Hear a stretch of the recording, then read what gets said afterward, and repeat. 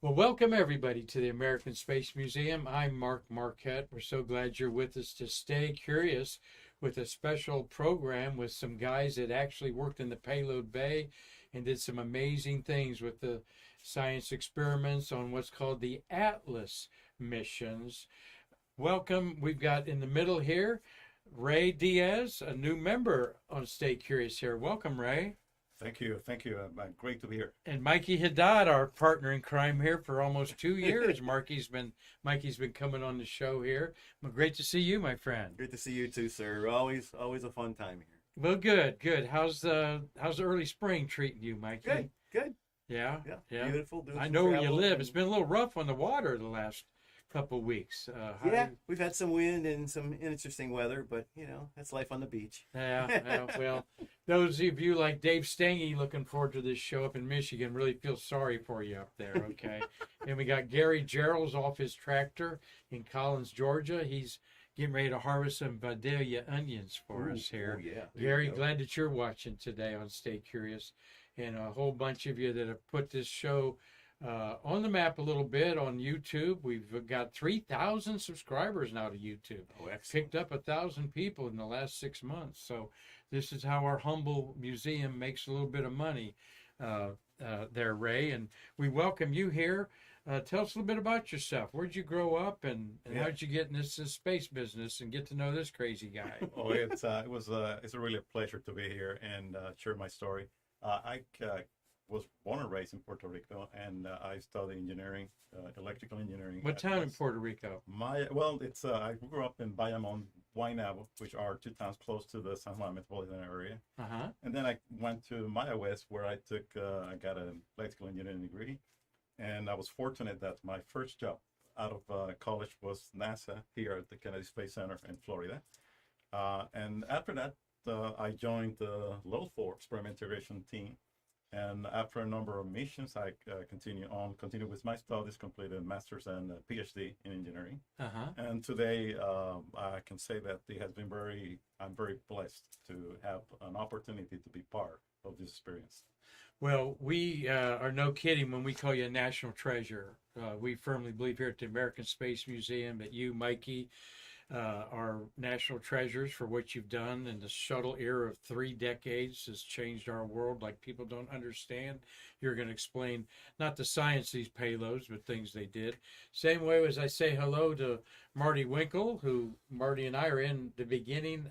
We've eclipsed 4 years of doing Stay Curious, born out of the pandemic, March Unreal. 23rd, 2020. Here we are 4 years later, and enjoying some conversations with space workers that they're the only ones that can tell this story, folks. And the Apollo guys, Marty's one of the youngest ones of the Apollo guys, and he worked on the lunar module as an electrical engineer, and then later on the engines of the shuttle as a manager in the launch process services. So this is what we're all about. If you're new to the American Space Museum and Stay Curious, it's all about the workers like here. So I'm excited to have Rey on here as a new worker.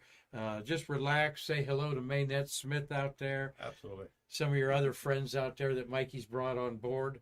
And we're going to do a little bit of publicity here and then get on with the ATLAS missions. Here's our front of our humble American Space Museum, your favorite nonprofit. We need your support to keep the doors open. We do that most substantially with the auctions that we're having about every 6 weeks to 2 months. The next launch auction will be in May of real space memorabilia. But Mikey, you're helping me a lot with Shuttle Fest 3 is just a few weeks away, Saturday, April 13th at the Hyatt Place, Titusville, where we've conducted the other 2. More than just astronomy missions. And these missions of Astro 1 and 2 and Ulysses and Galileo had problems to surmount that you guys, the space workers, had to overcome. And we're really looking forward to Scott Vongen and astronaut J.D. Bartow presenting the Astro 1 and 2 dilemmas on there. We're going to have a little tribute to astronaut on those missions who passed away, Sam Durrance. Looking forward to that tribute to Sam, and who is also a wonderful friend of our museum. And then the afternoon is basically going to be you talking about the Centaur second stage liquid engine that nobody wanted to fly in that payload bay, right? Right. It's an interesting story to be told on what happened with that. Yes. And I knew nothing about that until I moved here 7 years ago. Okay. That they were considering a liquid fueled hydrogen oxygen second stage to put Magellan and Galileo and Ulysses to the planets they were headed. So looking forward to that. You got some help with that? Yep, sure did. Yeah, we got some of the engineers who was actually in charge of the Centaur mechanical group, mechanical branch lead at the time. Good. And got some information from him. So yeah, it's an interesting story. He gives you all kind of the background on the Centaur and the work they had to do to try to get that thing ready, even though it eventually got canceled. Well, we're so pleased that JD's going to help us. There he is with Luis yeah. Delgado. That was July 2022, coming up on 2 years ago, that you guys did a great show with us. JD, of course, was on the famous shuttle that had the Cola Wars on it. And he talked about that. That's why the Coca-Cola's bottle there. And he is at our museum. As he looked back in the day, like we all used to look, he kind of got prematurely gray, didn't he? Yeah. And that shot from almost 40 years ago. Tim Gagnon, thank you for your beautiful Shuttle Fest artwork that we're going to brand Shuttle Fest with what we call the Shield. We'll have different artwork from year to year. Shuttle Fest 4 is lining up to be Hubble telescope plus 35 years. And then Shuttle Fest 5 will be the beginning of the 30 years ago began the relationship with the Shuttle Mir program. And the Russians will be 2026 Shuttle Fest 5, celebrate the Mir years, kick off to that. So National Space Society is one of our sponsors of this Shuttle Fest program, which Mikey and Ray, we want it to be about the space worker. Of course, we want astronauts there, but in my opinion, we've been told by astronauts over and over that their heroes are the shuttle worker, are the workers. So I'm inviting astronauts to come and shake the hands of you shuttle workers there. Oh, awesome. And, Thank you, Mark. Very good. We've a few of them said they can't come, but wish they could. But we'll make this an event that astronauts will be mad and jealous if they're not invited to. Okay, awesome. Don't you think? Yeah, that'd be great. Well, that's the dream I have. So, Marty, you've got a question. Yeah, we have a question from Steve J. Steve Jogum. Mikey, were all the missions installed only in the OPF and free flyers installed at the pad, or were there other factors? Yeah, for us, all the horizontal missions were installed in the OPF. Basically, we came in a horizontal orientation, integrated horizontally in the ONC, were transported horizontally to the OPF, and then was installed horizontally pre-flight, and of course, post-flight, we were moved horizontally. That was the way that most of the shuttle horizontal non-hazardous payloads were done. For hazardous payloads, they had like prop and that. They would be installed vertically, and of course, when we went to space station elements were also installed vertically at the pad. But they're in Space Lab, yeah, they're all horizontal. Yep. Well, Steve's wanting to know that because he's the director of the Lake County Spaceport up in the shores of Lake Michigan up in Illinois.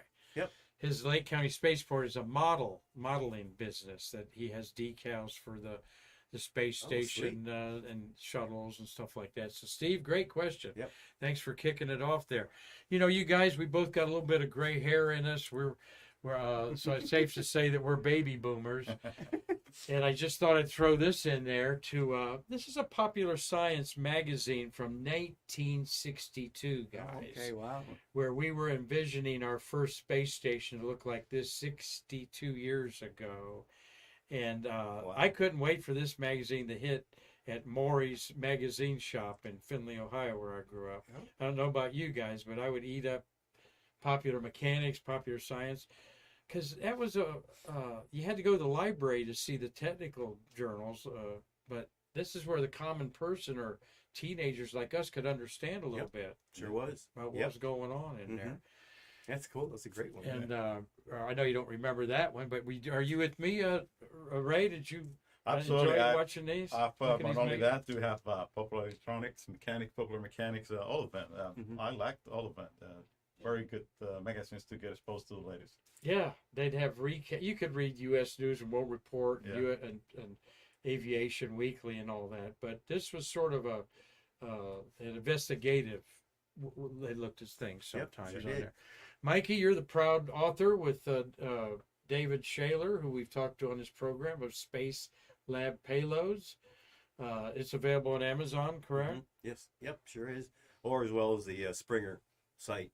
But yeah, it's been doing really well. It's been selling pretty good, Good. and been very good feedback. And if you So- want one and come to Shuttle Fest, you're going to have some there to autograph. Yes, sir. right? I'll have a number of books there at Shuttle Fest to be able to sign off to anybody who maybe wants to buy one there. Or, yep, sure will. Yeah, I started reading it again, but you share these stories on here, so they're kind of like spoilers for me in a way. But no, it's really, both of you guys, it's about the people, not the hardware. It's about people solving the issues or creating things with the hardware, right? Mhm. Yeah, yeah, absolutely, In absolutely. fact, that's what Ray is the main person for the Atlas series. That's why having him here is huge, and that he was down there in the midst of it, doing what had to be done to fly Well, we're this going to mission. hear from Ray here when I shut up here after just saying that we've got 10 beautiful shuttles in the month of March. We're going to talk about heavily about STS-54 there, which I have the A was Atlantis, our beautiful spaceship over there at the Kennedy Visitors Complex, just 10 miles from where we're sitting. Every orbiter but Challenger was flown in the month of March. And you got a Hubble telescope, you got 2 Mir dockings, you got STS-3, the only landing at White Sands. And then you've got the Atlas STS-45, which was the first in the series of the 3 Atlas missions, correct? Also flying Atlantis.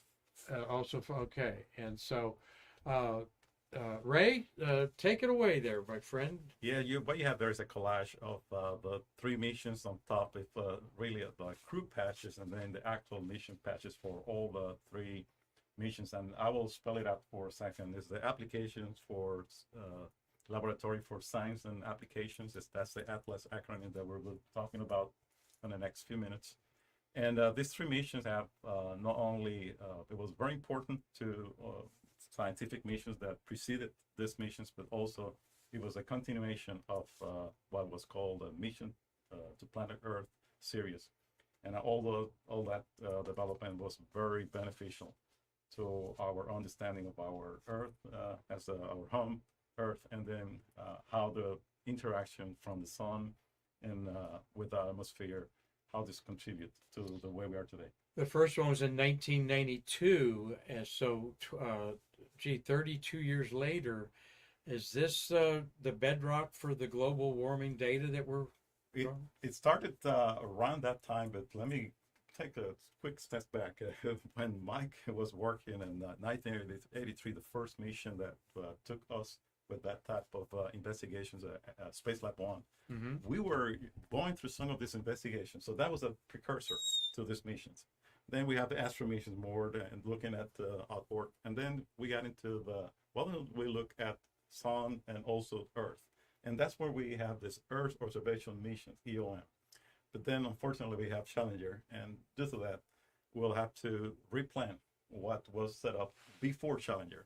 And at the time, there was a module and a single pilot, and there was an idea of having some missions related to all this mission to planet Earth. But after going through some changes, they decided that all would be better served if we have 2 pilots for this Atlas 1 mission, and then set up all the equipment there, and then what we had for control to set up and the crew compartment. So that was the first Atlas mission, and then from there we continue on. Let's look at the astronauts. Mikey, thank you for racking up these pictures here. I'm going to consult my shuttle scroll here. What year were these missions here apart? Well, that first one, the 45 first 2 was- only 12 months, 2.5 months, and that was by design. Okay. Because we were looking at the solar cycle, and we were trying to look at how the Earth is affected. So by that 56 there was April. Atlas 2 is April 93. Correct. And Ochoa is on that. We're going to talk about her and then the Atlas III was 66 in 94. Correct. So, gee, they flew within 2 years, or Yes. what, 2.5 years. That was November 94. So that's part of the story because we were looking at flying a mission every year, Oh. and that was the initial plan. But when we were looking at setting it up that way, we achieved 12 and a half months for the first two, 45 Atlas 1 and then 56 on Atlas 2. So going with those two missions, that was really a spread of the year. And then the other one was 19 months, about a year and a half. It was so successful that all the data collected between the three missions was sufficient to for us to take a look at what was the actual behavior. And what you're looking at is when you set up 2 points, you can do a line. When you set up 3 points, you can also set up a trend. So with the three missions and then with additional data, it was obviously those three missions were sufficient to collect the data necessary to carry on this work for about 20 years. And we'll get to that, so we get through the missions. And one was in the early winter, and the other was in the spring. So Correct. you got a global perspective. Correct. Well, on the northern hemisphere, it was spring and winter. The That's southern hemisphere is just the opposite. That is That was correct. part of the plan. It was part of the plan. Again, 6 months The apart. first one was a day mission. The second one was a night mission. Then you have the other one with a different time of year. Yeah. Oh, okay. All right. Okay. And I saw Ellen Ochoa there's on 2 of those missions. So let me talk about the crew real quick. Yeah, Let me sure. go back to it. The first mission we had the incredible group of all missions have always a great complement of individuals that really are on top of what they would like to perform in orbit. But on that particular one, we have Charlie Bolden, who became our administrator later on, Mhm. and he was the commander. And also we have Brian Duffy, who was the pilot, and between both of them, did a lot of coordination to work throughout the mission. They pretty much took it was a 24-hour type of operation, so they took 12-hour shift, and between them they did 124 orbits where we could find observations during the entire mission. So those two guys, Charlie Bolling and then Brian Duffy, really commanded and maneuvered the orbiter where we needed through the entire mission, giving us a very high yield in terms of Earth observation and sun. So they really had to be flying the shuttle to help you get the exact science in there. Not only We that. met Brian Duffy, Marty and I, out to space. He's a great guy. So that's just flying the shuttle at the very high precision, 160 miles, nautical miles from Earth, and you have to keep that pretty steady so you can have observations through the sun and any other part you're aligning. So if you're looking at atmosphere or looking at the sun, you have to really maintain a very precise maneuver. Both of them did. Then on top of that, we have Catherine Sullivan. Dr. Catherine Sullivan was the first woman to walk in space, but also she was an accomplished scientist. So she have in her studies in geology and works that she had done prior to this mission. She became the payload commander. So she was really in charge of all the scientific team, including the one on board. And it was really a pleasure to work with Catherine Sullivan. And then later on to see her become the NOAA administrator. So now you have on board that. Yeah, she was the administrator of the oceanographic. Correct. Yeah, so you have now, you have 2 administrators, future administrators in that mission. Did you know Kathy Sullivan also went to the lowest part of the Earth in the Marianas Trench? Yes, Isn't that yes. amazing? As a matter of fact, I used to call her Dr. Sullivan. She said, "Don't call me doctor, call me Catherine. When you can call me doctor when you become a doctor." So I did, and and now she can call me doctor. Okay. Oh, good. Oh, we'd love to meet her. We have her handprints here in our women's gallery. Yes, That you had a chance to see. amazing individual. Yeah. And, so fortunate to have that, and then on top of that, the rest of the crew was as amazing as these 3 individuals. And I would like to highlight Dirk Fremont, who became the first Belgian astronaut. And the reason was that we wanted to have a scientist on board that represented some of this work that scientists wanted to have in orbit. And Dr. Fremont from Belgium was the one selected. His birthday last week. I believe he's Oh, was he? he's Okay. in his 80s. Jeez. He's a god over there in Okay. Yeah. Belgium. The only one so far. And so, No, there's a second there's one. no- is that right? They Okay. had an can't think of his name off the top of my Okay, head, but there is he was another. the first one, and great to have him in this mission. And the reason I mentioned in this group is that when and I will see that later on when we go through some of the photos. The team was really very cohesive and worked as a team.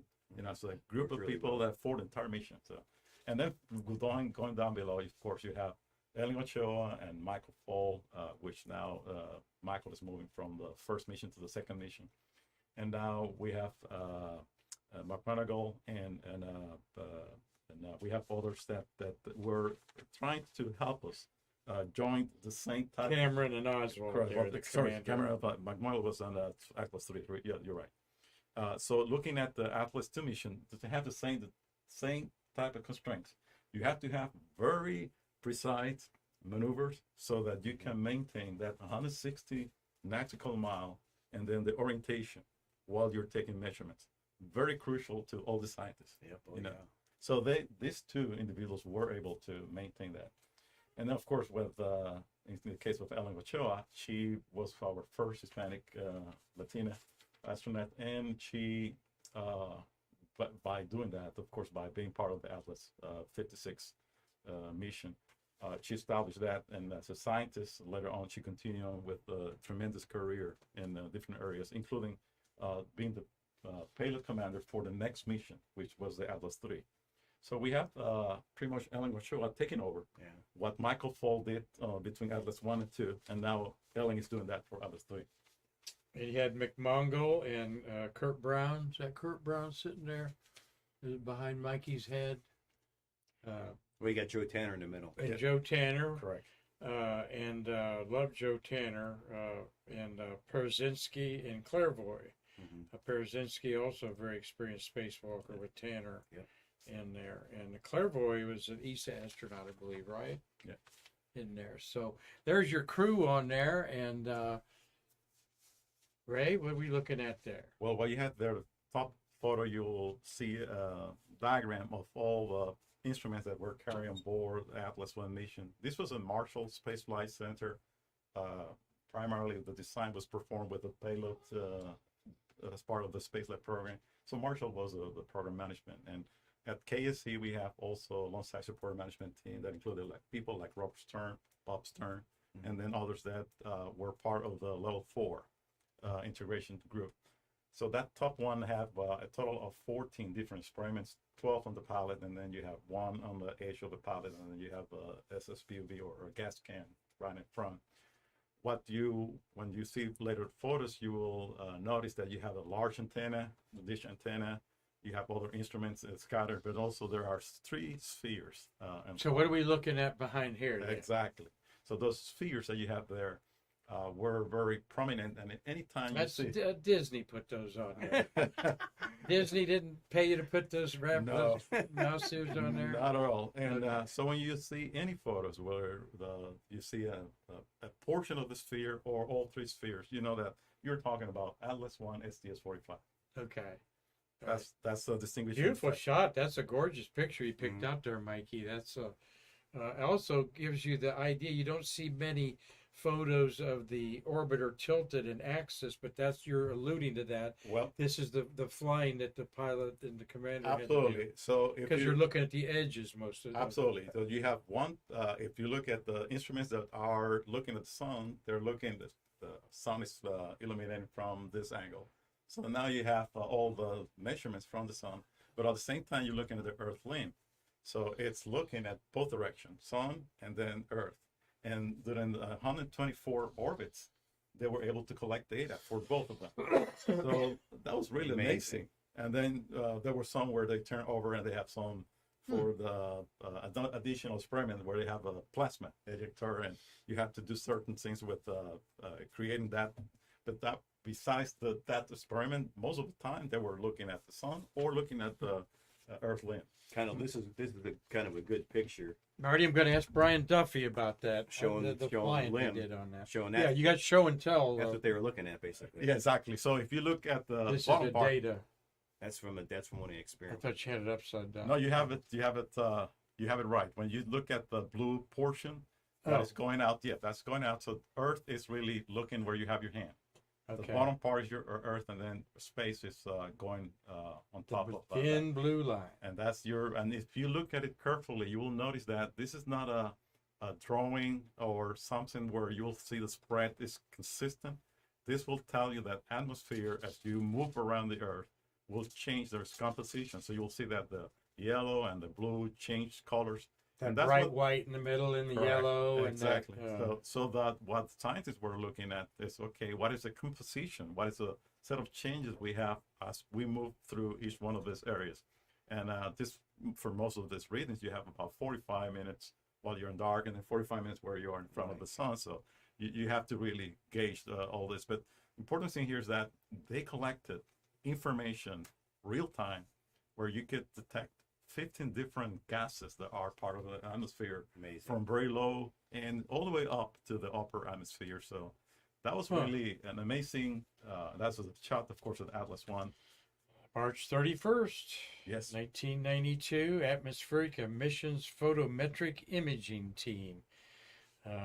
And this is a still caption off of that. That's very cool. Of course, we hear every astronaut talking about the Yeah. thin blue line. And then Mark, just to this is the actual instrument. That's the That's instrument. that telescope pointing up. Okay. So This instrument here gave us this picture here. Correct. So, very interesting. Okay, we can find that in the payload. Marty, you have a question from one of our Stay Curious viewers. Mark, we have 3 questions. Mike Pike, question for both of you. What is your favorite NASA mission that you had no personal involvement in? Favorite NASA? Who asked that? Mike Pike. Mike. Thank you, Mike. Well, Jack Pike. They didn't have it. It's a tough one. it is a tough one. I will say that I'm still active. I'm still working at the Space Center, so I will say that I enjoy all of them, so I cannot pick a favorite. What I will say here is that each mission is different, and it has give you a different level of experience and respect to what you do or what mission achieve. So going back to that question, I will say that when you have more involvement, of course, you have a better idea of what's going on with the mission. So going back to the ones that you didn't work, I will say that even those that I haven't had that much involvement, I enjoy them. I'm all you back, Mike. Yeah. Yeah. I Which don't know. ones did you say? Oh, I really enjoy all of them. Yeah, So I got. Well, what ones weren't you involved in? Is kind of what. Well, the ones that I had fun with were all the ones we're involved with, of course. That's a tough question Yes. because I mean, there's so many missions that flew, but there's so many that you worked on, even had a little piece of. Yes. I don't know. I'm sorry. That's a good one. You got us stumped on that one. That's it. All right. No, thank I you. mean, as far as the ones we worked on, let's something like Hubble and of course the Space Lab series. Yes. Some of the favorite, but it didn't work. Good question. Sorry Sorry we about can. that. Yes, yeah. Well, the more we learn about them, the more I could see with this atlas is very impactful to what we're talking about on a daily basis. To this day, Yeah. to this at this Yeah. very moment, with data collected back in the 90s, back in the 80s, it's still used today. So it is that important. Another question, Marty. Question from Sula Laka. Says, way out there, but Mike needs to ride a Falcon 9. Would he do it? That's the question. In my humble opinion, the best part of the shuttle program. Who's that for? Mike. For me? Yeah. Yeah, I'd fly in a Falcon. Yeah, I would. I mean, they've been successful. They have shown that they can put people in space. And of course, they got in case there's problems, they got systems set up to do that. So, if I had the chance, I would fly in a heartbeat on a Falcon. Yeah. Sure. 12 successful human Yeah. space flights so Yeah. far. Absolutely. I'm sorry. What was the second part again? I'll find it. I don't understand it. He asked a question about would you fly on the Falcon 9. Then he says, in my humble opinion, the best part of the shuttle program. I guess he means your payload, your Atlas payload. All right. Okay. It's not really a question. Well, thank you for watching. And Mark, we have your another question from Dave Stange. Let's we're going on. We're right there. So Yes. let's. Well, before you go out, absolutely, because sure. there were some quick changes. The bottom part will show you that we have a single pallet. So now we have space for additional payloads that have the same type of mission objective. And that's the reason why we flew an Atlas to the Spartan, which was looking at the sun. And then the third one, we have Christus Pass. So, and that was a free flyer that both missions had. So Right. go ahead. This is kind of a chart to show the big difference between Atlas 1, had 2 pallets on all the experiments, and an Atlas 2 and 3 that had only single pallet. Correct. That flew. So looking at sometime when we some time ago when we were doing all these We're operations. back in the time Yes. machine here. So what, That's Ray on the left there. and what you have black there things. is 2 scientists that are working with this instrument. This is the active cavity radiometer instrument, and this experiment, they're preparing it before the mission. So we took all this offline or out of level 4 area, and then they prepare this instrument, calibrated it, replace the components, make sure that was ready for installation. So that's the operation that they're doing offline. And then once they were ready, then they will give that to us for installation into the pod. And the redhead guy on the right is Mike Hill. He was another one of our level 4 mechanical engineers. Yeah. All right. Hey, Yeah, Mike. you'll see actually pictures coming up here. We had major integration of the Atlas missions. So looking at the integration area where we have experiment integration of level 4, you have the first operation where you see the 2 pallets, and then on top of Yeah, that, the blue is holding the white pallet. correct. Right. Just as for people that don't understand what they're looking at. And then the yellow structure is holding the orthogrid. I think the next picture you get kind of Yes. maybe a better shot of. There you go. Absolutely. So when you see that metal plate and right in the middle, that's where you will place the components that you would like to face and on top of this pallet. And they're used either for telescopes or the plasma contactor or any other areas where you want to be exposed to directly to space. Let's say this is STS-45 launched on the end of March in '92. Would this be how far before the launch would this be? In November? No, this one in particular, it's great you asked that question. That was October 1990. Really? Yes. I was. We had a schedule that we have to work in advance, and at the time when we were working this mission, we have other missions, including Astro. Oh yeah. We were working ahead the module missions like the Space Life Sciences 40 mission, and so we were working other missions at the same time. And this area, this level 4 area, pretty much you have to start as a couple of years earlier. Oh, so there's extra pallets laying around that have different configurations. Oh, yeah. Where you're Yes. Oh yeah. waiting for this experiment to come in or be tested, and now you can put it in that. So, wow, you're Yeah. almost 2 years ahead of schedule. Well, it literally became a shell game because the building was only Shell so big. game. I like that Yeah, yeah. analogy. The building was only so big, and you had all these missions were working at the same time. And you're not only working the ones that are gonna fly, you're working the ones that flew. Now you're tearing them apart. Yeah. And so you had both missions coming and going in this building at the same time. So, So it got very, very the crowded. key under the 3 shells. So Yeah. I'll bet Yeah. those crane operators bought lunch all the time to move your stuff around. Right? Well, we would have to sometime do operations on 3rd shift.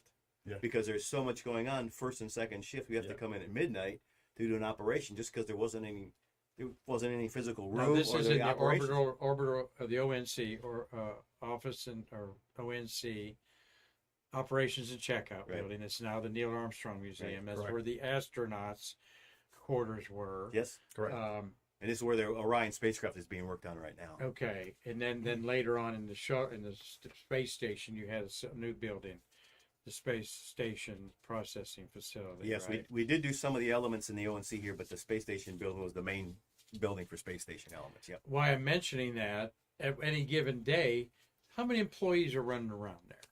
In here? 100, gosh. 200? Well, we'll see a picture later on with the teams. Oh, and that's so right. we'll Okay. get to that. Yeah. But at any given time, you Yeah, have no, you're many right. many teams working. We at the do same have, time. Yes. but all right. So Yeah. I think that's Mike Hill. If That's I Mike Hill, yeah. So going back to the same individual that we have earlier in the lab, now he's doing installation of this struts, and so from the shelf, that metal shelf, you have to attach the struts to the. Yeah, that structure. was just coming down right here. Yeah, correct. That The shelf. silver part's aluminum. That's the flight Okay. hardware. That's Right. above his Yes, head. yep. So that's the first step. You pretty much place all that, and then you have to align Yeah. this to the what is called the pallet reference system. So Mike also did that. Mike was an alignment specialist, You yeah. have Luis Moctezuma as our senior alignment person, and then you have Mike Hill pretty much picking up from there and doing all that for Atlas series. So Yeah. great work from Mike. So he did the installation and, of course, followed on with the alignment to make Yeah. sure all this was working. Yeah. And this has to survive this launch, this violent launch. Well, one thing, too, important. Look, see how he's dressed. Yeah. Yeah. He's in complete bunny suit, gloves, and everything. The only thing exposed is his eyeballs. Everything was very pristine, very clear. Yeah. So clean. he's got flesh-colored gloves on. He's got flesh-colored gloves on. Yeah. Yeah. And the guy behind him, person behind him, guy or girl.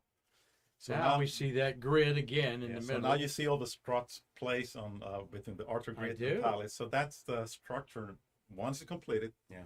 it's the way it will look. Of course, you start now placing additional equipment, and right on the, if you look on the right end, top right end, there's a cold plate, which is equipment that you use to cool down equipment while it's in orbit, because you want to make sure that they can operate correctly during the mission.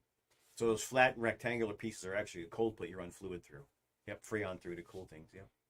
Marty, you got a pointer there. I think we're talking about that flat one right Yep. there. Yeah, that's correct. Okay, Yep. at the front there. Okay. That is correct. All right. What's the structure in stand up in the back there? That's yeah. Which one, Mark? Keep going down to the right. Right. Go straight down. That's what we're talking Those about. cold plates right there. Cold plate, Those exactly. are cold plates. Correct. Okay. So For- the piping is not there yet. You start first by placing the cold plate, then you do all the piping to get to it. Okay. I was talking about the structure in the back there that looks like a brick. Well, you have like a shelf on the. Yeah, shelf. there. Okay, that shelf was used for another instrument. So you place a pedestal, and then you place an instrument on top of it. No, those are the struts they were talking No, right about here. today. But yeah, at the top above that, the no, way above. Kind of in the second pallet in The the back. strut, Keep yeah, in going the up, back up, there. there. Yeah, You're right that- there. That structure Yeah, there. that whole Right. Looks like a tower. the tower structure that you're covering up Yeah. there, Marty. That's It what was a support frame for an Yeah. experiment that would Correct. go on. we're- Yeah. Gotcha. Right. Okay. And That's the a great payload shot of bay the- those would cover over that. Huh? Yeah, that's a great shot of both Yeah, payloads. yeah. This one was really interesting. I put this one in because there is a person in the middle there. Oh yes. You see the blue bean? You see the blue shower cap, Yeah. kind of medical cap? There's a person in there. See The that, idea Marty? here was to show Right. the access, trying to point get in that and do out. this work without damaging. That person's right there. No, Right- go back to, okay. Yeah, see in the very middle, it's right Yeah. over. That's the person. And you can see his arm. You're pointing at his arm right now. He's in his hand. That's basically we had all this hardware and all this thing. And it's like, well, it's great putting it together, but it starts to get in the way. And so you got to do things to basically make sure you don't damage the hardware. You don't step on where you're not supposed to step. And so it got to be very, very complex. And in fact, there's parts of it we actually had to do special access locations onto the pallet because of that, because you would damage flight hardware if you get in certain areas. So I just wanted to show this pictures how cramped it was for people working there. And you can see that he's kind of trying to get his hand into something without stepping and not being in the wrong place. So this is just an idea to show the complexity of what it takes to try to put all this together and not damage anything while you put it together. You got to know where your feet are, Yeah. and Everything. everything at all times. What to grab, where not to grab. Yep. Kind of like a spacewalk. You got to orchestrate your movements a little bit, huh? And that was all planned. So, yep. So that picture is a cover of igloo. The igloo is the bottom structure that you have down there. So the cover is being placed on it. And the important thing here is that this was later on in the flow. You see the 3 spheres, 2 of them already on the pallets. So this is the opportunity for us to be able,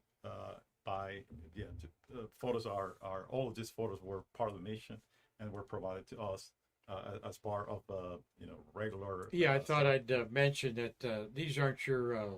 Of course, no one had any cell phones 30 years ago. No, these are all But official. these NASA. are all official NASA Absolutely, photos. yeah, You yes. weren't allowed to take No, cameras at work or anything. As were a you? matter of fact, the quality of these pictures tells you that they were really used with professional equipment. You have to take it with professional equipment at the time, and this is part of the things that are part of our record. Yeah.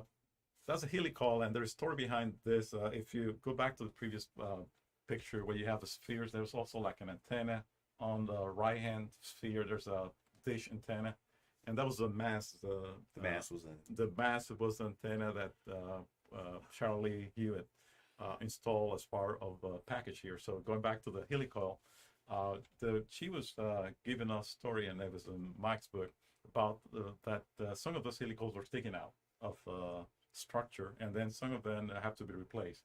And by replacing all of them, they run out of all the helicoils they have in inventory. Plus, they have to get new tools. Yeah. They pretty much got every inventory they have at the level 4 staging area while they were doing all that replacement. Because they found the helicoils. You've got the basic structure there, then the coil inside, then the threaded, whatever insert got threaded into that insert piece. Of course, if that insert piece gets damaged, you got to pull it out and put a fresh one in to then be able to run the bolt in. And she ran into problems with almost every helicoil. Yep. Had to be changed out. And so when we talk about helicoils, we wanted to show what actually a helicoil looks like. How big is that? It's about the size of a pencil, a little bigger than a pencil. Oh, okay. Yeah. But she changed out dozens and dozens of these to be able to get the mission to integrate together. Yeah. And like this just shows one of the experiments. Yeah. Yeah, and this one, Ron Schlierf worked with this Okay. on the electrical side, and you have also Dave Solberger was working some of the cabling. Okay. And why this was important, they were looking at placing this on the pallet edge so that it could align with the other solar experiment, so that this one Susan was close, it was really placed close so that you could have co-alignment. Mm-hmm. All these bunny suits. I've got a question. Did you get a fresh bunny suit every day, or did you wear one a couple times, or was there a dry cleaners for the bunny suits? Government dollars are buying your bunny suits. Well, yes, okay? all that. Yeah. Basically, Yes. you would probably sometimes wear it a couple days in a row if you had to. Yeah. You could Were they only, disposable? Yes. Or well, you turn them in, and the ones we had were washing. Cleaned up, You had yeah. disposable ones as well, Correct. but we went to cloth ones basically that we turn in and they clean, and we'd get back. The idea here is that by the end of the shift, most people turn it in, and then you'll get a fresh set one in the next morning, day. Yeah. But you're right that there were if you have any situation where it was not really in good condition, you turn it over and got a new one, because you were working in an environment where you don't want to have any contamination introduced to any of this equipment. well, thinking of space workers here, folks. Seems like it'd be hot. Yes. You get, I mean, maybe Yes, it lose that ice cream that you ate last night by putting the bunny suit on all day, sweating. Yeah, it was. They Because were I hot. know I could never. I wear gloves and stuff at the time. My hands would sweat even just. Yep. So was it uncomfortable or just tolerable type of thing? I will say you are in an enclosed facility, so you have some condition error. Of course, you're not really. Of course, air conditioning. Yeah, you know, but It's about 72 degrees. but still, you are wearing all this gear, and I think the idea here is that you're protecting something that you know that any piece of contamination will jeopardize this particular set of gear. So everyone was very paying attention to what they were doing so that they will avoid getting to that type of situation. So you sacrifice. You said, "Look, I'm going to get hot in this, and just to make sure the hardware doesn't get damaged." That's the way it was. If you didn't like it, then go work somewhere else, basically. Huh? the devotion of the American space worker. I love it. Yeah. Okay, here we got another great. And Worker shot. looking at that we call that. Remember the photo where we have Mike Hill and the two scientists and myself? That's Yes, so right. that's one in the front, and then you have two additional boxes. So you can see that the box that looked like it was a big box, the one behind it is even larger. So all three of them were called the solar shells. All right. All three pointed at the sun at the same time, so they were collocated in one plate. And then with Susan on the edge that we showed earlier, they were always pointing in the same direction. So they were aligned with Mike Hill's work, so that they could be always looking at the sun when we were pointing. And that was part of the precise work we needed from the pilot and the commander. Yeah. Kind of like working with Legos there. You Yeah, get everything fits in the right place Yeah, and, yeah. and sticking out there. Here's another great shot. So moving to that one, you can see the igloo and the two spheres. And if you look to the right of the sphere, this antenna, the mass antenna, there's a story behind this one too. The antenna, the first mission, was located in the front pallet, and Charlie Hewitt tells us that she could not place it correctly because they have some stands, some feet, and you have to remove that before placing on the orthogrid on this plate. So they forgot about it, and they have to really do some work toward the end. Of course, that gave additional work to Mike Hill. But the important thing here about the story behind this is also that when we took it vertical at the launch pad, we were doing some inspection, and because the surface was wide, we could see that there was like a footprint on the surface. And On the antenna. On the antenna. So we could not A figure real out. footprint, Yes. outline of a foot. It seemed like a Shoot. footprint. So we could not really tell at that moment, if there was someone that was there, or maybe something that had hit the antenna. But after inspection, we decided that there was no damage or bad condition, so the mission continued on. But the poor mass antenna continued with some of this until the third mission, where some of the tape that was surrounding the edge of this antenna started ripping apart after 3 missions. And that was interesting, because I think at some point it's probably in a museum. If you probably check on it, either they have replaced that, or maybe they will keep it just to show all the work that was done by this antenna. So something like we planning on help fix the antenna, but we had to do that as part because it started to deteriorate. So we got with the antenna designers. Okay, how did you pick? What's the material? How do you adhese? What the adhesive? All this. How do you do that? How do you cut it to size? And so it was all work to be able to repair the antenna. Yeah. Because it was kind of our responsibilities at that time to make sure this stuff was pristine and supposed to be doing what it's supposed to do. Yep. So that was just another one of the nitpick little things that we were responsible for that we really hadn't planned on doing. So this group was able to do that type of work, where scientists relied on us to do good work for them, so that they could carry on with their mission. And so, like, say if they work with you on Atlas 1, then come Atlas 2 and 3, I remember so-and-so from Atlas 1, and so it became very, very easy. We were able to work really, really well with these scientists and that because of their reflight of their experiments and stuff. Yes. You mentioning that this was supposed to fly once a year, Mikey, there was other payloads too that were supposed to be flown more frequently, and because of the complexity of the whole shuttle program, they never did. I'm trying to think of one that we talked about recently that was supposed to fly a lot. And Well, the Astro missions, there was actually 6 missions. Yeah, right. That's what They I were think about planned the for Astro, One mission. and there was, for a then shuttle I think fit. they brought them down to 3, and they only flew 2 in the end. So that was one of those that, they had a lot more planned, but they never flew. Yep. All right. So you actually had missions in queue that got canceled. Yes. Want to brag about Rey Diaz here. We're glad to have Ray in our Stay Curious family there. The manuscript that he... when we get into testing, I think it's the next... Okay, all right. Is it the next I one? said, Mark, it's coming. Yeah, There you are. go. Thank you very much, Mark. That was a really good cue. This is a procedure one of the procedures that we have. Every experimenter had the procedure for one area. But then once you put it all together, we have what was called a mission sequence test, which is a simulation of the most difficult part of the mission. So that procedure there, you have 286 pages with portions of all these instruments working together at the most stringent conditions. This is the first time all them experiments saw each other. Yes. So it's our responsibility to test those to make sure that they were going to work the way they're supposed to on orbit. And that's Ray's procedure. He wrote that himself. For the Dot mission matrix printer here. a dot back in the day.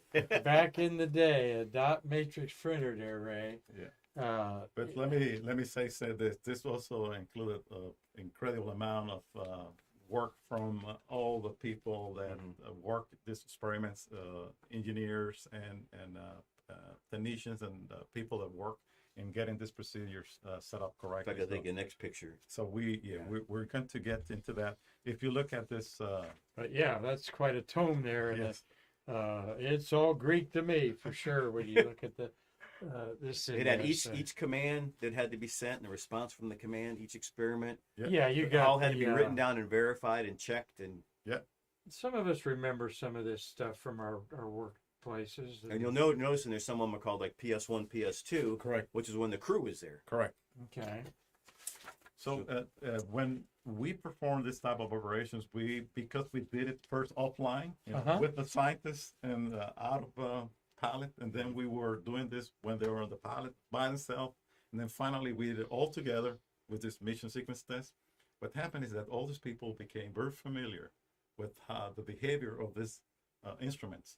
So we have people from this group, the Level 4, invited to be part of a scientist team that were performed the on-orbit operations. And so we did that for simulations, and also we did it when we have the actual mission. And that was great. This is not only for Atlas mission, but it was also happened with other missions that we would have a level 14. Yeah, we became so familiar with the scientists and, of course, the astronauts. The astronauts had to be involved because this is what they're going to do on orbit. Yep. So they got to know us very well. And so we got to be, very... Lots of cool. In Lots fact, there was after- one... And That's real a quick, picture of yeah, you, yeah, right? yeah. One of the questions was Brian Lichtenberg, PS2. It was on Atlas 1. He talked about, this is just one of his quotes, he says, in terms of the controls and displays, computer software and things, again, it gave me that familiarity. It gave me that confidence. Yeah, I could do this in orbit. So by performing the test with us on the ground first, he knew in space he'd be able to do exactly the same thing, and it would work basically. Yeah. And think about this. This is a 24-hour, 12-hour shift where you're working continuously, trying to maximize the time you're in space. So this team, the team that was on the ground, and then people that continue with the people on board, they work really pretty hard before the mission and during the mission and even post-mission. Mm-hmm. So this was really an interesting setup. Yeah. The Atlas missions we're talking about, acronym for atmospheric Laboratory for Applications in Science. atmospheric laboratory for application science, ATLAS. You see that on the 45 logo, and really one of the unsung, I think, missions of the entire space program for what the data is doing 30 years later. Here's the That's great one- team there. That's one of the team photos, and I want to show that one first. There's yes, that's one with 3 of the crew members we have. Then the blue shirts on the bottom, Marty, if you point them out. Yes, the one in the middle is Byron Lichtenberger, and Mike just read a quote from him. Mhm. And then the That's next one, Lichtenberger. yeah, next one is Dick Fremont, that I believe is Fremont, yeah. and then finally Michael Fall On the far left. on the far left. Yeah. He was the 3rd crew member. Now, these 3 crew members were with us during the entire experiment integration testing, and then finally during the mission sequence test, that thick procedure you show. And it was very good to have them there. And then this picture was at the end of that mission sequence test. We took that picture with the group. And if you can see Charlie Kepler and others that we were mentioning earlier in the photo. The So blonde in the center there. Well, Ray's the guy in the bottom kneeling down with the tie. That's Yeah, Ray. gotcha. Got some people up on the scaffold. Yeah, some of the people on the scaffold. Where are you in the back there, Mikey? No, I wasn't on this photo. All right. Here you got another team photo there. That team photo is important because now you have the entire crew. And I told you earlier that I like the fact that Charlie Bolden and Brian Duffy were really set up to do this. Yes. When we did the level 3-2, the next stage, they brought the entire crew. And something that he did, from that point on, he always, when he checked if we were ready or not for flight, he always checked with the crew before he said, I'm ready, because my crew is ready. I learned that from Charlie Bolden. Huh. And you can see him. I'm standing next to Charlie Bolden. If you see the stairs, They're in the red shirts and the stairs. Oh, of the red crew. shirts on the so stairs. the crew is on the chair. Yeah. So what Charlie said, I was standing in the front, and Charlie Could you said, point them out, Marty? In the red shirts. I didn't catch it either. Right in the middle of the picture is a bunch of burgundy shirts yes. on the stairs. stairs. Up, keep up, it a little bit up, higher. up, There you right go. there. There they are. So you have the 7 crew members from Atlas 1, and then I was sitting right in front of this group, and Yeah, I see. Charlie said, please come with me. So that was the kind of commander he was. He wanted to be very inclusive, and I really enjoy working with Charlie Bolden and the rest of the crew. Huh. But you can just see how many people it takes to pull one of these missions off. Yeah, Absolutely, There you go.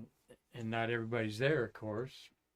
Probably. No, there were a few people that were not available, and that one is pictured right, the one that we're using. But let me say quickly, if what you see in front of those spheres is the gas can, and if you look at it carefully, the gas can is, I believe, is open. The door's open. That one. With No, the no, that American one. flag Yeah. and NASA. And, So those two, oh, the gas cans on the left. right in corner, front of left, left, the left sphere sphere. there. Yeah. And that's another solar experiment. So all of them work together with Gotcha the there. solar shelf they have in the back. Yeah. Okay. So next one, yeah. This is Atlas 2. This is Atlas 2, and now you have Michael Fall as a payload commander.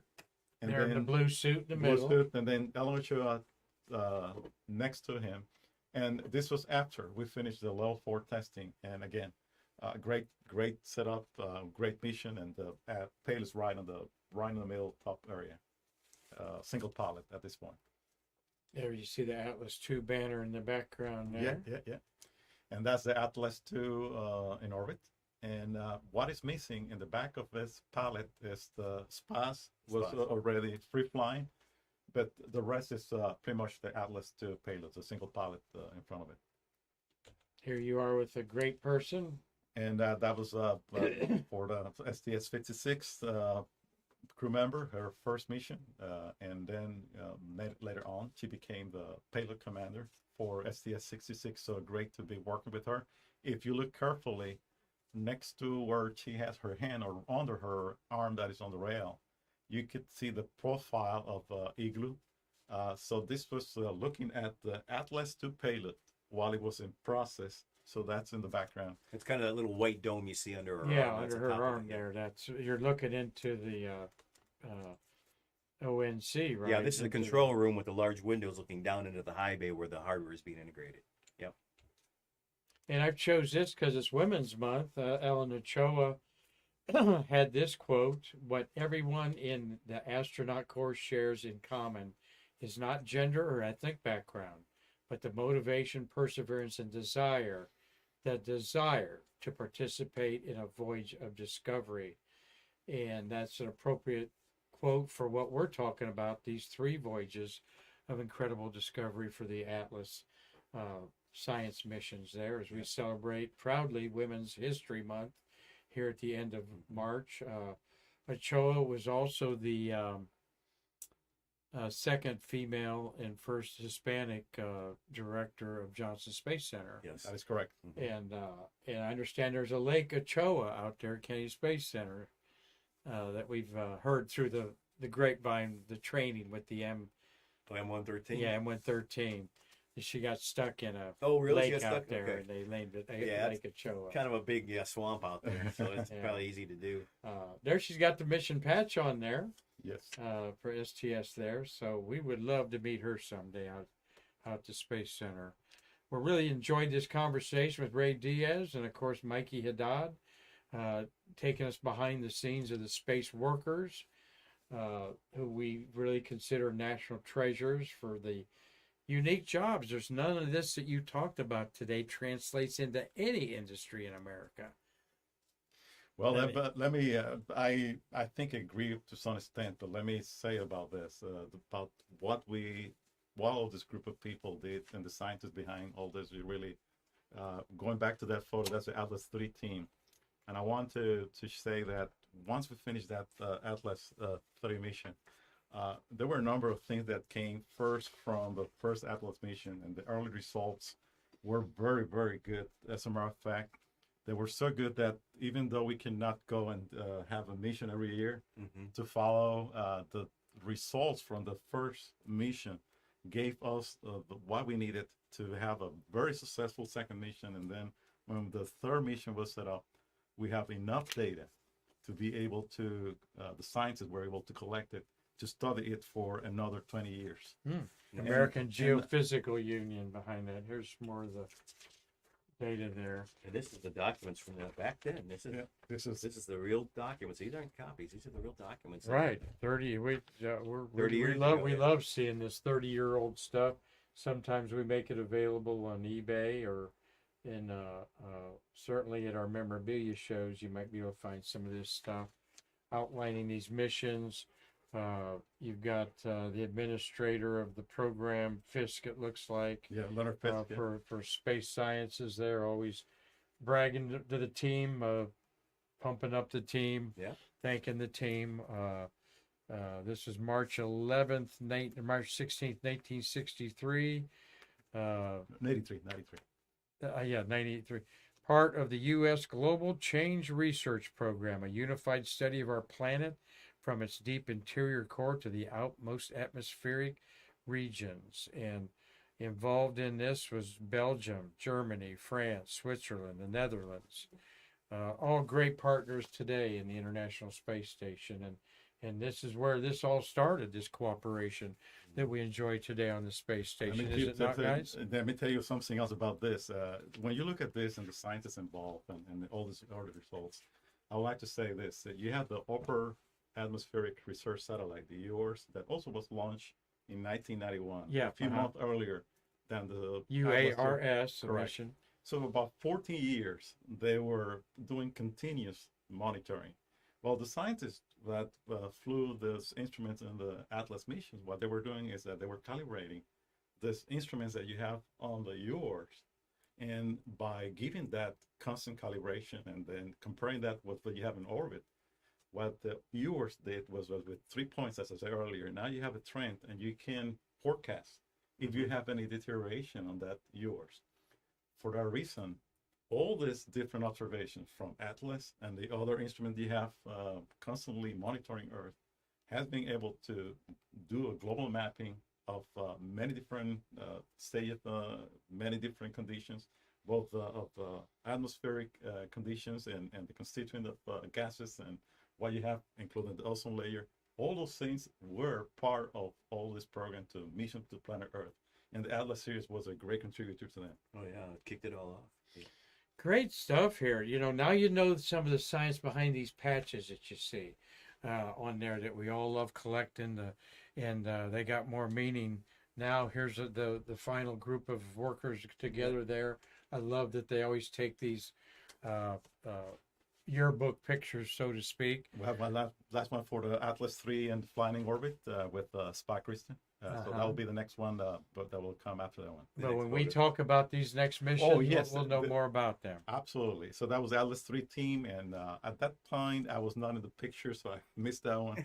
I was the lead project engineer at that point, so it was great that Steve Ferguson became the project engineer for that one. Well, there's a parting shot of the Atlas 3. Atlas 3, and then in the back, you have the rest of the payload, which was a Spa Kristen. And see, one thing I wanted to quote too, quote from Joe Tanner, who was an MS2 on STS-66. He's a good friend of mine and worked with him on missions and then especially space station.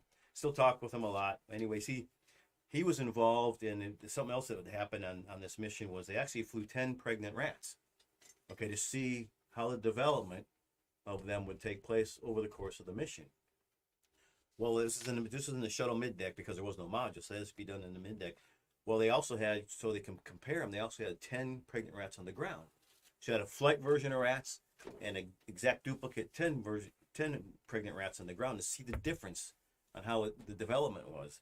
And he talks about basically working on, all he had to do was basically give them water and that.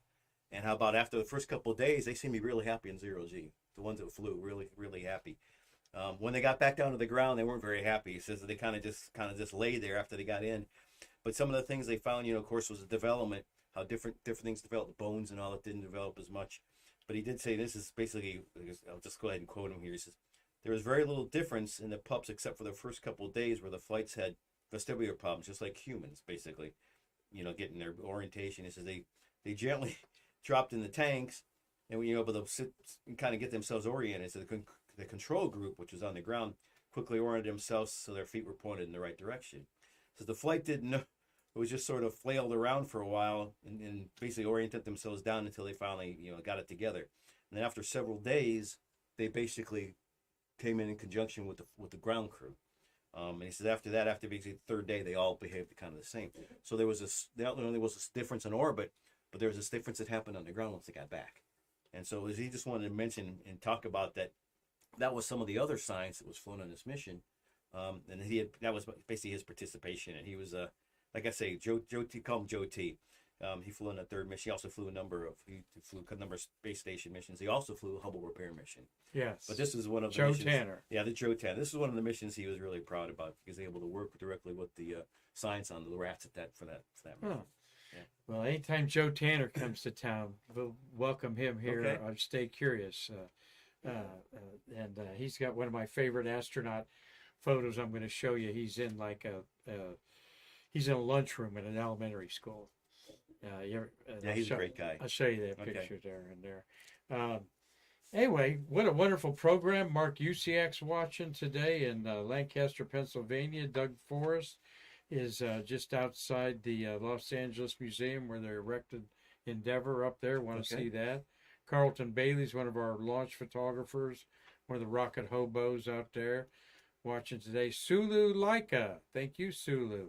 Maynette's watching. Hey, man. Yes. Up hi, there. Thank you for sharing also Maynette everywhere to get more eyes on our program with our great guests today. Steve Jokums, we talked about him up there in Illinois. Tom Celentano is in New Hampshire, or no, he's in Connecticut, I believe. Dave Stange up in Michigan. Mike Pike. Hello, Mike. Tommy Usiak, good to see you today. Bill Whiting, Gary Gerald, and Kimberly Jenkins. Oh, Is we that know what you- Kimberly. Kim. Of course, she's also part of our team. Yeah, Kimberly. Okay, how you doing, Kim? Yes. All right. Oh, wow. Well, get her on. Is she one of your level 4 Yep, friends? she Yes, sure is. yeah. Yep. All right. Well, you see how easy it is, Kimberly. We need more women on this program. Oh, We, wow. like you and Maynette, maybe can do a show together. There We'd you go, encourage sure. that. Yeah. Marty, question. We have two questions from Dave Stange. And question one, I was wondering how many shuttle missions were flown with 7-person crew? Shuttle missions flown what? 7 person. Oh, It was- wow, it was- that's it was- a good question. 7 persons. 7 persons on the crew. How many of those missions It flew? was 63. 63. Okay. Thank you. That would make sense. They try to fly as many as they Yeah, can. And then Dave wants to know what the clean room coveralls are made out of. What's the material? Gosh. I think it's like a nylon base. It is, yes, and it had some threads that some of them had anti-static Yeah. material, so that you will not introduce any some electrostatic fields through. Yeah, good through- question, Yeah, Dave. yeah. We in our workers gallery, we got a blue bunny suit. Yeah. I wondered what the threads were crisscrossing in there. It's metal, Yeah. and you have to ground yourself. Yes. Yeah. Is an important Yeah, if thing, they were right? grounding on the Yeah, yeah, wrist, so yeah, you yeah. don't. Yeah, because static So you have to electricity. attach your wrist has a wire around it, Mhm. and you just plug it into something. Yeah. It's a way to stay grounded because, like you say, static electricity can destroy something in a heartbeat. correct. You could take a multi-million-dollar experiment, Yeah. and if you zap with static electricity, you might as well bury it in the sand. Because it's designed to work in space, so it's a lot more delicate weight-wise and so forth than something on Sure. Earth too. So. Yeah. Good questions Good there. Thank questions, you a Al. lot. Thank you. You did a great job, Ray. Thank you very much. Appreciate it He's a an lot, ace. He's one of Mikey. the aces of level Yeah, 4. you've been coaching him, huh? A little bit. That's good. No, we love all our level 4 guys. Scotty Vongen, we're excited about what you're doing for us on Shuttle Fest. And this is what we're all about is the American space worker here. That's what Shuttle Fest is all about, is celebrating some missions that we think are timely. And so we're celebrating Astro 1 and 2 and the Centaur situation, as well as the RTGs. People chain themselves to the fence out there when they launched Galileo because it had a radio thermal isotope generator on it, which the pilot, Mike McCulley, told me wouldn't light up a toaster. Okay, but still, it got a lot of attention. So we're going to talk about that at Shuttle Fest. And tomorrow we're going to talk about how many people in space, who's in space. All right, you know how many people are in space right now? There's a number of them. Is there 12? Actually 13. 13. 10 on the ISS and 3 on the Chinese Tiangong Okay. on there. Yeah. And Friday, we're going to have some young engineers from Biospace in here, all to help you stay curious. So, guys, again, thank you for a great program. Thank you for having You're us. what's helping us get more eyes on this. Is the only podcast I can find that wants to talk to space workers about the fabulous things they did for our American space program. So we really appreciate you all watching. We appreciate our guests like these. So Marty, thank you for a great Streamlabs job there. Marty had a tour going on with a bus load of kids and had to jump in the saddle at the last minute and push a bunch of buttons to get us up here. So thank you, Marty, for doing that. Until tomorrow, when we do some more space history and talk about who is in outer space right now orbiting Earth. Until then, I'm Mark Marquette saying we can't wait to see you in our museum to bridge the space between us.